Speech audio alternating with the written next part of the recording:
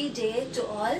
So இன்னைக்கு வீடியோல நம்ம பார்க்க போற டாபிக் வந்து total debtors account. Total debtors account எதுக்காக கண்டுபிடிக்கிறோம் அப்படினா to find out the credit sale.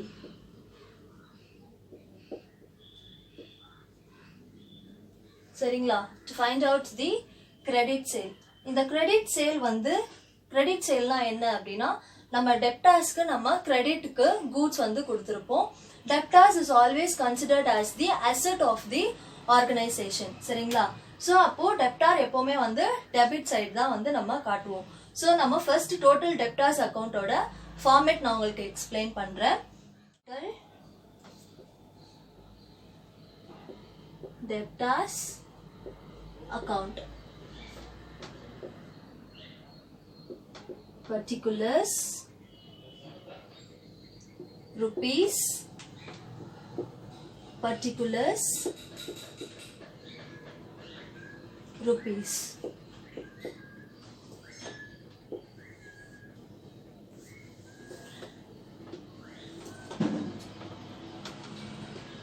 As usual, debit side and credit side. So இப்போ என்னென்ன items வந்து உள்ள வரும் அப்படினு சொல்லி பார்க்கலாம். Debtor வந்து asset of the organization.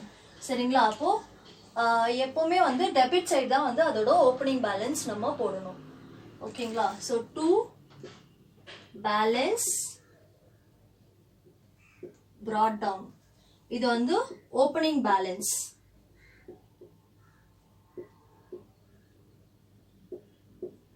இப்போ நம்ம ஒரு லெட்ஜர் போடுறோம் அப்படின்னா நான் என்ன சொல்லியிருக்கேன், இங்க என்ன அக்கௌண்ட் போடுறோமோ அது உள்ள வரக்கூடாதுன்னு சொல்லியிருக்கேன். அதனால தான் வந்துட்டு இங்க டெப்டார்ஸ் நம்ம குறிப்பிடாம to balance brought down opening பேலன்ஸ்க்கு கொடுக்குறோம். அதே மாதிரி க்ளோசிங் பேலன்ஸ் கிரெடிட் சைட் காட்டுவோம். அதனால பை பேலன்ஸ் கேரி டவுன். இது வந்து க்ளோசிங் பேலன்ஸ். இப்போ நம்ம கிரெடிட் சேல் தான் வந்து கண்டுபிடிக்க போறோம்.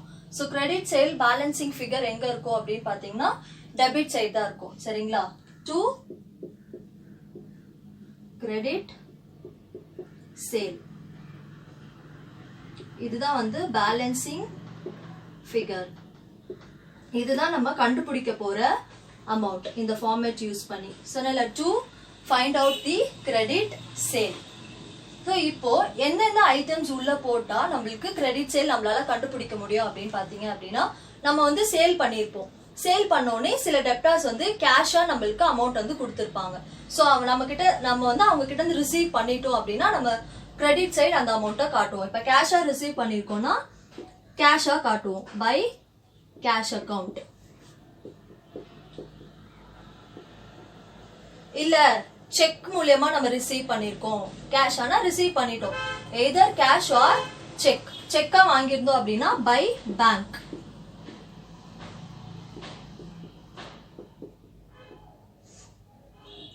இப்போ சில சேல் பண்ண கூட்ஸ் வந்து அவங்களுக்கு பிடிக்காம போயிருக்கலாம், இல்ல அவங்களோட ஸ்டாக் வந்து அதிகமா இருக்கலாம், இல்லனா டேமேஜ் ஏதாவது இருந்திருக்கலாம். அப்படி இருக்கும்போது அவங்க என்ன பண்ணுவாங்கன்னா சேல்ஸ் ரிட்டர்ன் வந்து பண்ணிடுவாங்க. நம்ம கொடுத்த கூட்ஸ் வந்து என்ன பண்ணிடுவாங்க, ரிட்டர்ன் பண்ணிடுவாங்க. அத சேல்ஸ் ரிட்டர்னா நம்ம காட்டுவோம் by sales return.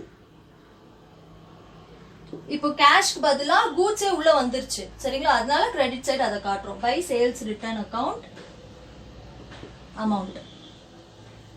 Next by bad debts. சரிங்களா? சில அமௌண்ட் வந்துட்டு வரவே வராது, அவ்வளவுதான், அவங்க வந்துட்டு நம்மளுக்கு கொடுக்க மாட்டாங்க அப்படின்னு தெரிஞ்சிச்சுன்னா அந்த டெபிட் வந்து நம்ம என்னன்னு சொல்லுவோம், பேட் டெபிட்னு சொல்லுவோம், வாரா கடன். சரிங்களா? Bad debts.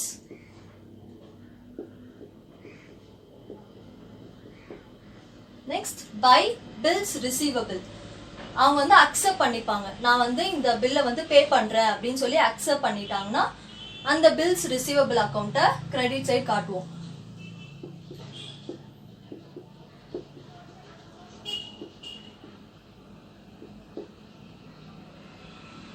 இந்த பில்ஸ் ரிசீவபிள் வந்துட்டு டைரக்டா சம்பளம் வந்து கொடுத்துட்டாங்க அப்படின்னா ஒரு பிரச்சனையும் இல்ல.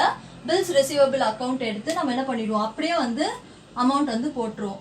இதே சில சம்ல வந்துட்டு என்ன பண்ணுவாங்க அப்படின்னா பில்ஸ் ரிசீவபிள் கொடுக்க மாட்டாங்க டைரக்டா, அதுக்கான டீடைல்ஸ் கொடுப்பாங்க. ஸோ நம்ம பில்ஸ் ரிசீவபிள்க்குனே தனியா ஒரு ஃபார்மேட் போட்டு ஃபர்ஸ்ட் பில்ஸ் ரிசீவபிள் கண்டுபிடிச்சதுக்கு அப்புறம் தான் நம்ம என்ன பண்ண முடியும்னா டோட்டல் டெப்டாஸ் அக்கௌண்ட்ல பில்ஸ் ரிசீவபிள போட்டு அதுக்கப்புறமேட்டு நம்மளால கிரெடிட் சேல் வந்து கண்டுபிடிக்க முடியும். சரிங்களா?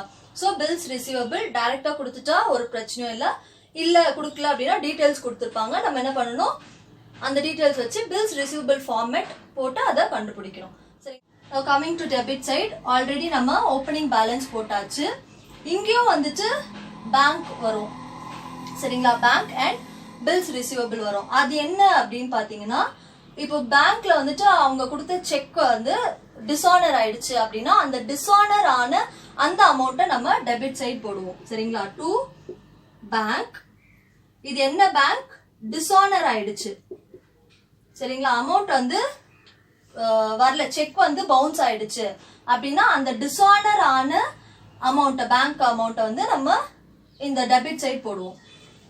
நெக்ஸ்ட் டூ பில்ஸ் ரிசீவபிள், அவங்க ஒத்துக்கிட்டாங்க, கொடுக்குறேன்னு ஒத்துக்கிட்டாங்க, ஆனா அந்த பில் வந்து என்ன ஆயிடுச்சு, டிஸ்ஆனர் ஆயிடுச்சு அப்படின்னா அதுவும் இந்த சைடு தான் வரும், டெபிட் சைடு வரும். சரிங்களா? சோ இப்போ ஆல் தி அமௌண்ட்,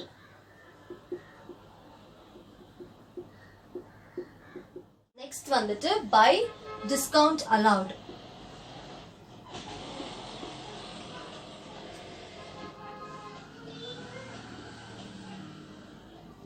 நம்ம வந்துட்டு நம்மளுடைய டெப்டாஸ்க்கு அவங்க கூட்ஸ் வாங்கும் போது சில அமௌண்ட் வந்து டிஸ்கவுண்ட் பண்ணிருப்போம். இப்ப நம்மளே கடைக்கு போனா ஏதாவது கூட்ஸ் வாங்கினா டிஸ்கவுண்ட் தராங்களா, அந்த மாதிரி நம்மளுடைய டெப்டாஸ்க்கு நம்ம வந்து டிஸ்கவுண்ட் அலோவ் பண்ணிருப்போம்.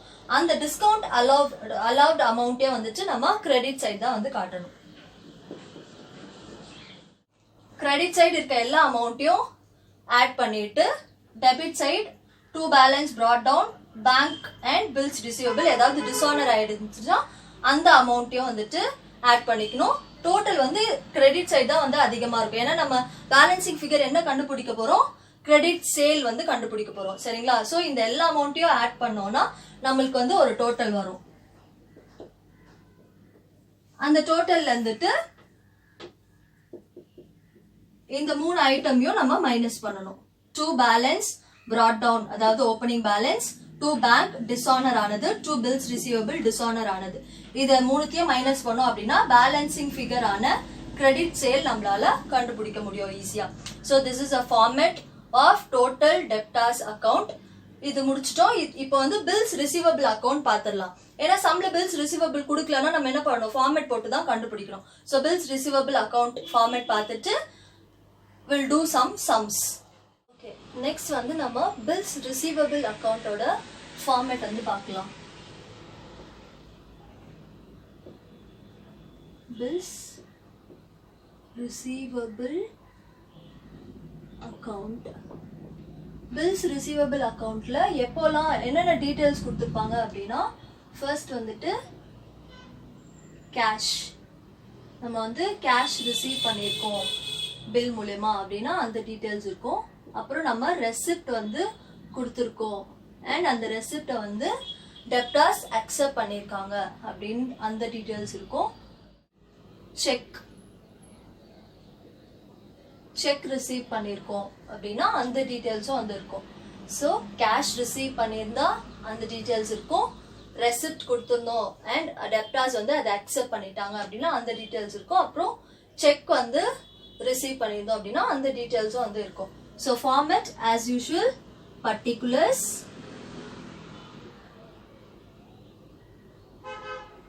rupees, particulars,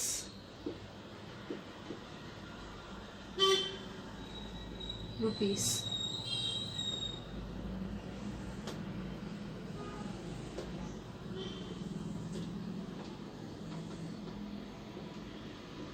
It's your debit side and this is your credit side. So இப்போ to balance brought down,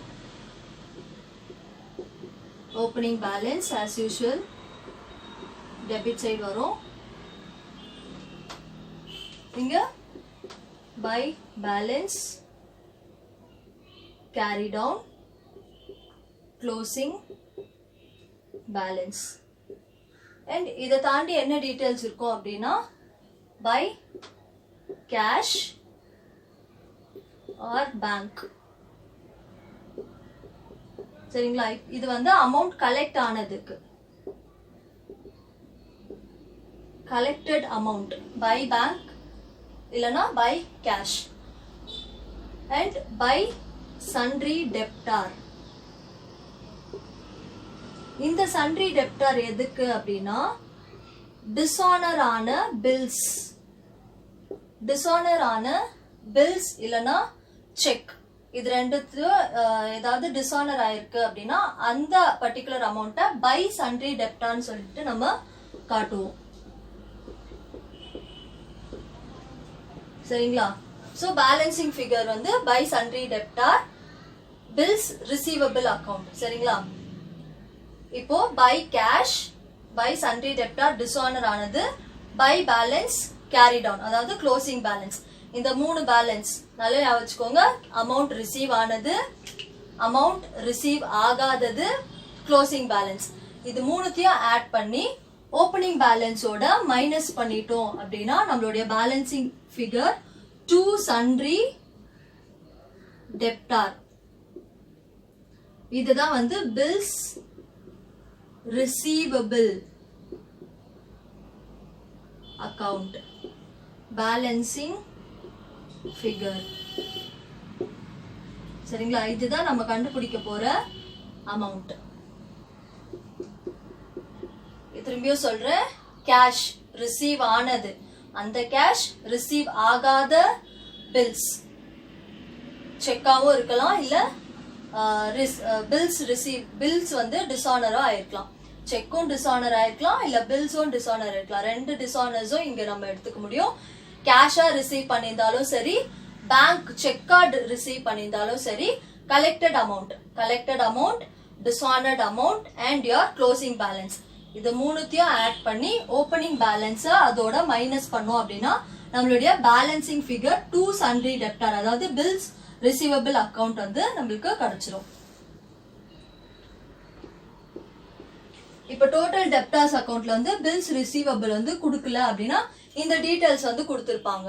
சரிங்களா? இதை வச்சு நம்ம பில்ஸ் ரிசீவபிள் அக்கவுண்ட் போட்டுட்டு இந்த கிடைச்ச ஆன்சர், இந்த sundry debtor பில்ஸ் ரிசீவபிள் எடுத்துட்டு போய் டோட்டல் டெப்டார்ஸ் அக்கவுண்டோட ஃபார்மேட்ல நம்ம போட்டு அங்க இருந்து கிரெடிட் சேல் வந்து நம்ம பேலன்சிங் ஃபிகரை வந்து கண்டுபிடிக்க முடியும். So this is a format about bills receivable account. Okay, இப்போ வந்து நம்ம எக்ஸசைஸ் 10 சம் வந்து பார்க்கலாம். இங்க என்ன கொஸ்டின் கொடுத்துருக்காங்கன்னா, find out the credit sale from the following and particulars வந்து கொடுத்துருக்காங்க. Debtors on 1st April 2018 1 lakh. 1st April இதுதான் வந்து opening balance. Next, cash received from debtor by cash in காட்டுவோம். Discount allowed 5000. Return inward is nothing about sales return. Next, debtors on 31st March வந்து closing balance. ஓகேங்களா? So இப்போ நம்ம format போட்டு some வந்து solve பண்ணலாம். Total debtors account, particulars rupees, particulars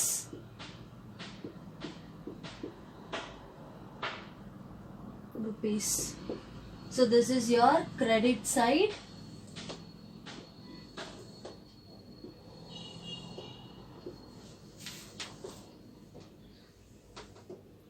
This is your debit side.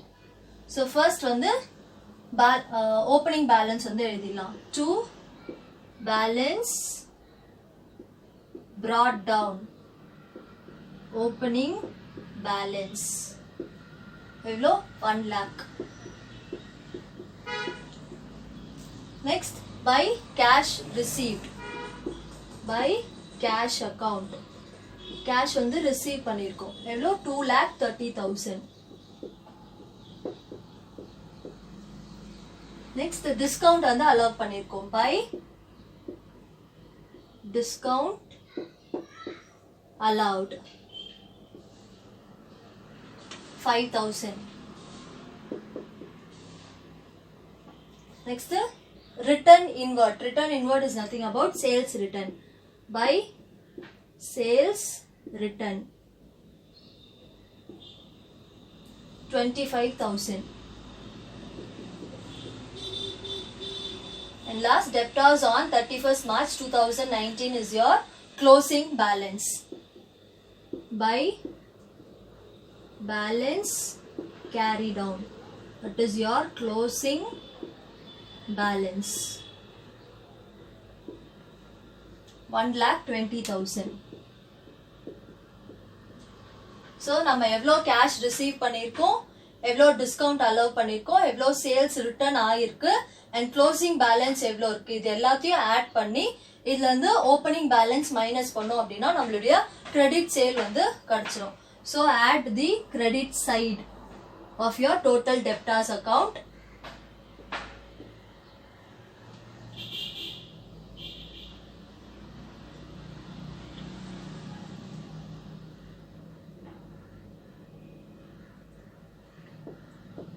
$3,80,000. 3,80,000 is the total. So 3,80,000 ல இருந்து 1 lakh minus பண்ணோம் அப்படின்னா நம்மளுடைய ஆன்சர் வந்து 2,80,000. To credit sale.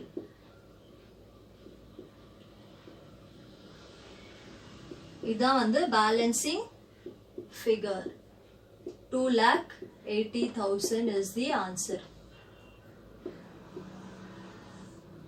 So this is how we need to find the credit sale by substituting all the particulars in total debtors account.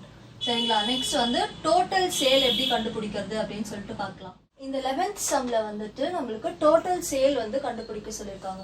total sale எப்படி கண்டுபிடிக்கிறது? அவங்க வந்து நம்மளுக்கு வந்து நம்ம ஆர்கனைசேஷன்ல கேஷா எவ்வளோ சேல் பண்ணியிருக்கோம் இல்லை கிரெடிட்டா எவ்வளோ சேல் பண்ணியிருக்கோம், இந்த ரெண்டு சேலும் தெரிஞ்சாதான் டோட்டல் சேல் வந்து நம்மளால கண்டுபிடிக்க முடியும். சரிங்களா? So total sale is nothing about cash sales plus credit sale, வேற ஒன்றும் கிடையாது. ஸோ இந்த சம்ல வந்துட்டு கேஷ் சேல் கொடுத்துட்டாங்க, கிரெடிட் சேல் கண்டுபிடிக்கிறதுக்கான மற்ற பர்டிகுலர்ஸ் வந்து கொடுத்துட்டாங்க. ஸோ நம்ம டோட்டல் டெப்டார்ஸ் அக்கௌண்ட் ஃபார்மேட் போட்டு ஃபர்ஸ்ட் கிரெடிட் சேல் கண்டுபிடிச்சிட்டு அந்த கிரெடிட் சேலோட கேஷ் சேலை வந்து ஆட் பண்ணோம் அப்படின்னா we will get the total sale of the organization. சரிங்களா? So we'll do the sum. To balance brought down, அதாவது opening balance debtors on 1st January, இதான் வந்து opening balance 1,30,000. Next cash received from debtor by cash 4,20,000. Next the sales return by sales return 35,000. Next by bad debts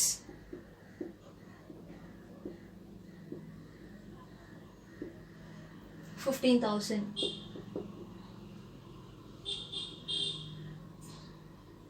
Next debtors on 31st December 2018, இதான் வந்து closing balance.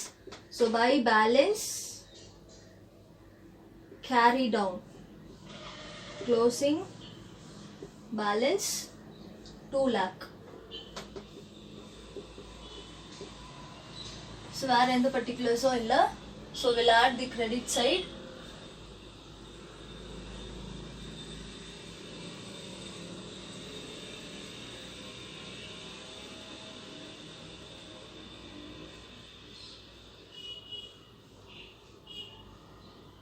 $6,70,000. So 6,70,000 is your total.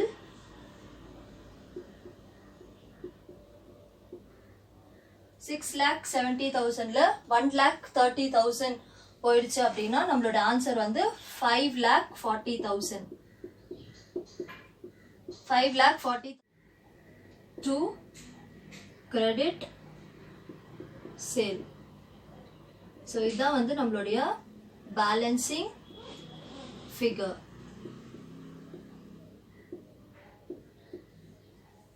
இப்போ total sales கண்டுபிடிக்கணும் அப்படின்னா total sale is equal to credit sale plus cash sale.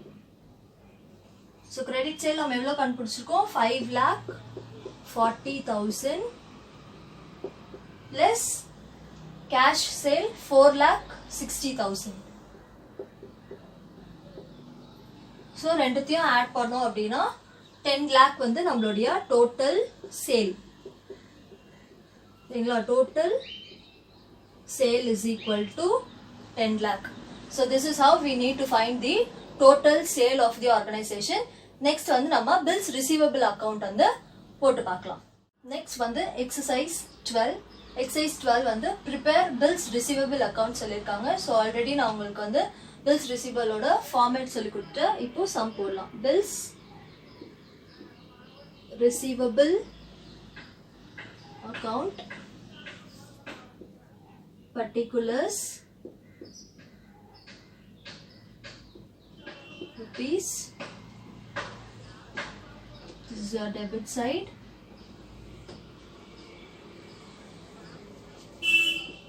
Particulars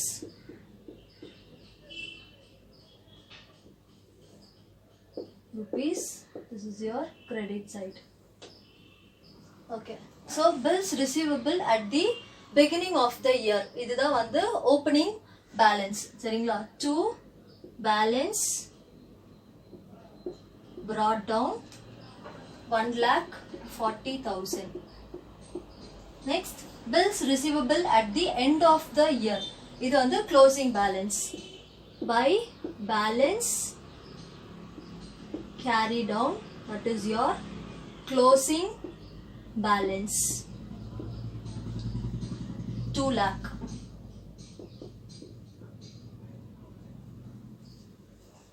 Cash received for the bills receivable.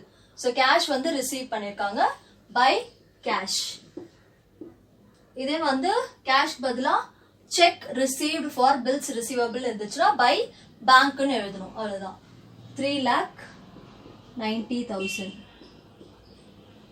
Next, bills receivable dishonored. Bills receivable dishonor ஆயிடுச்சு அப்படின்னா by sundry debtor னு எழுதணும். Sundry debtors, bills dishonored. Bills dishonored. அதுதான் இங்க எழுதணும். சரிங்களா? 30,000. So இப்போ நம்மளுக்கு bills receivable account கண்டுபிடிக்கிறதுக்கு receive ஆன amount by cash, receive ஆகாத dishonor ஆன amount and your closing balance மூணுத்தையும் add பண்ணி opening balance minus பண்ணோம் அப்படின்னா we will get the bills receivable account. So add the credit side.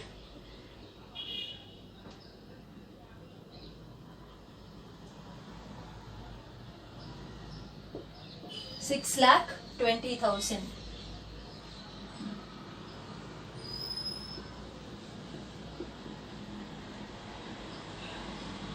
So 6,20,000 ல 1,40,000 போயிடுச்சு அப்படின்னா நம்மளுடைய ஆன்சர் வந்து to sundry debtor bills receivable 4,80,000. சரிங்களா? So 4,80,000 தான் வந்து bills receivable amount-ஓட account-ஓட amount. So இந்த bills receivable எடுத்துட்டு போய் நம்ம total debtors-ல வந்து substitute பண்ணோம் அப்படின்னா we will get the credit sale. சரிங்களா? So bills receivable account இப்படி தான் prepare பண்ணணும். And இந்த சின்ன சின்ன some exercise 10, 11 and 12 நான் வந்து போட்டுட்டேன். So இதை பேஸ் பண்ணி exercise 13 நீங்க ட்ரை பண்ணுங்க. You will surely get the answer. So this is how you need to prepare your total debtors account and bills receivable account, and also to find the total sale of the organization. So next video la total creditors account o bills payable account o eppadi podradhu appdin solli tharan. Thank you guys. Have a happy day.